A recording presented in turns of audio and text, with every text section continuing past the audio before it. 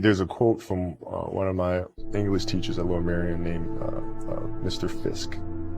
He had a great quote that said, "Rest at the end, not in the middle." And that's something I always live by. You know, I'm not going to rest. I'm going to keep on pushing now. There are a lot of answers that I don't have, even questions that I don't have. But I'm just going to keep going. I'm just going to keep going, and I'll figure these things out as we go, right? And you just continue to build that way.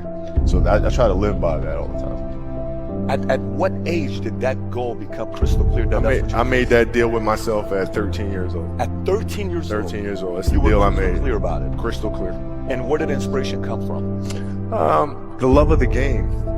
The love of the game, the challenge. Like I would watch Magic play, I'd watch Michael play, and I would see them do these unbelievable things, and I'd say, you know, can I get to that level? I don't know, but let's find out. Let's find out. And so that curiosity to see where I could push this thing led me down that path, I think. I had a summer where I played basketball when I was like 10, 11 years old. And here I come playing, and I don't score 1 point the entire summer. Not a free throw, nothing, not a lucky shot, not a breakaway layup, 0 points. And I remember crying about it, being upset about it. And my father just gave me a hug and said, listen, whether you score 0 or score 60, I'm gonna love you no matter what. Wow. Now that is the most important thing that you can say to a child. Because from there, I was like, okay, that gives me all the confidence in the world to fail. I have the security there. But to hell with that, I'm scoring 60. And from there, I just went to work. I stayed with it. I kept practicing. I think that's when the idea of understanding a long-term view became important. Because I wasn't going to catch these kids in a week. I wasn't going to catch them in a year. Right, so that's when I sat down and said, okay, this is going to take some thought. All right, what do I want to work on first? All right, shooting. All right, let's knock this out. Let's focus on this. Half a year, 6 months, do nothing but shoot. All right, after that, all right, creating your own shot. And you focus. So I started creating a menu of things. When I came back the next summer, I was a little bit better. I scored. Yeah, it wasn't much, right, but I scored. And this is 12, 13. 12, 13. And then 14 came around, back half of 13, 14 years old. And then I was just killing everyone. And it happened in 2 years. And I wasn't expecting it to happen in 2 years, but it did, because what I had to do was work on the basics and the fundamentals. Well, they relied on their athleticism and their natural ability. And because I stick to the fundamentals, it just caught up to them. And then my body, you know, my knees stopped hurting. I grew into my frame, and then it was game over. Wow. Were you always competitive from the day you were born? You were super competitive? Competitive with things that I participate in. So I'll put it to you this way. So like, you know, basketball for me was the most important thing. So everything I saw, whether it was TV shows, whether it was books I read, people I talked to, everything was done to try to learn how to become a better basketball player. Everything. And so when you have that point of view, then literally the world becomes your library to help you to become better at your craft. So at 13 years old, I had a I had a kill list. And so, you know, they used to do these rankings, so Street and Smith basketball rankings. And I was nowhere to be found because I was like 6'4", scrawny, like 160 pounds soaking wet. So I was like 57 on the list.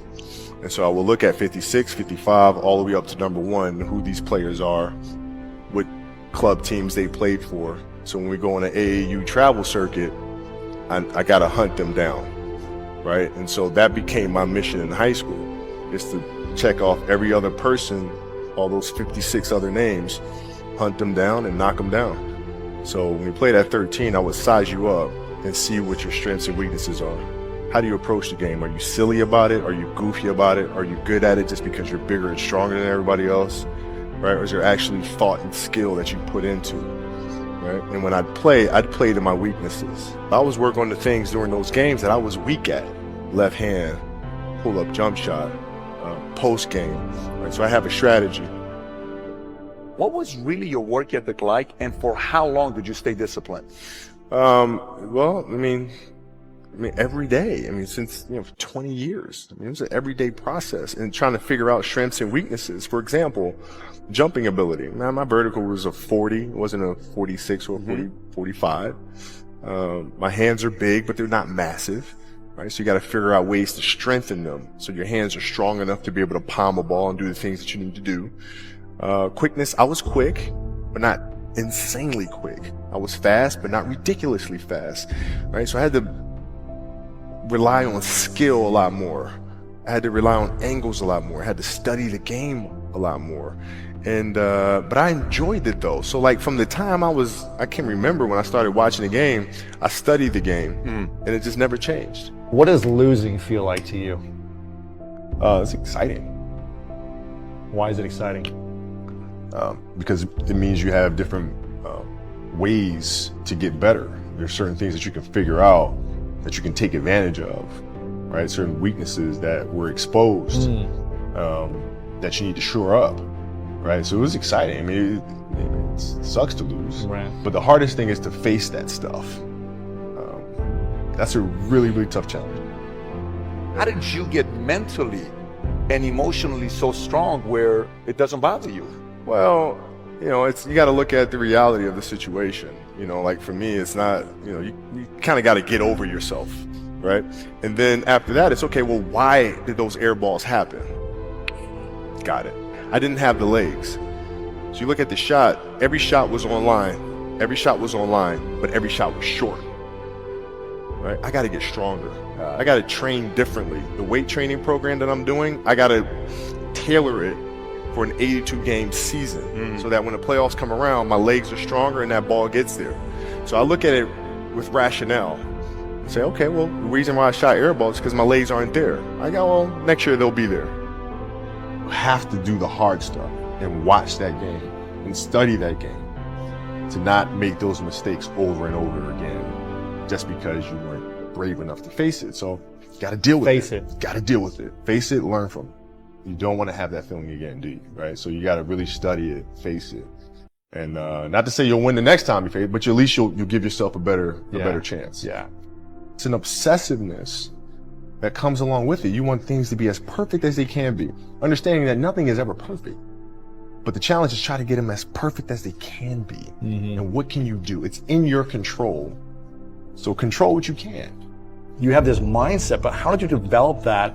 I don't know if that's what you call the Mamba mindset, but how did you develop that? And when did it start? It started in middle school and high school. Because a lot of the kids that I was playing against were inner city kids. And so they're looking at me as if, okay, this kid's soft.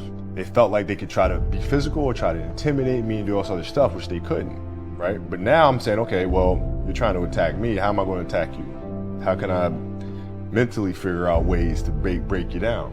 How can I show you that, no, I have the edge, right? And so that's when it first started for me, is figuring out how to get the upper hand on an opponent that way. And what would you do to mentally break people down then?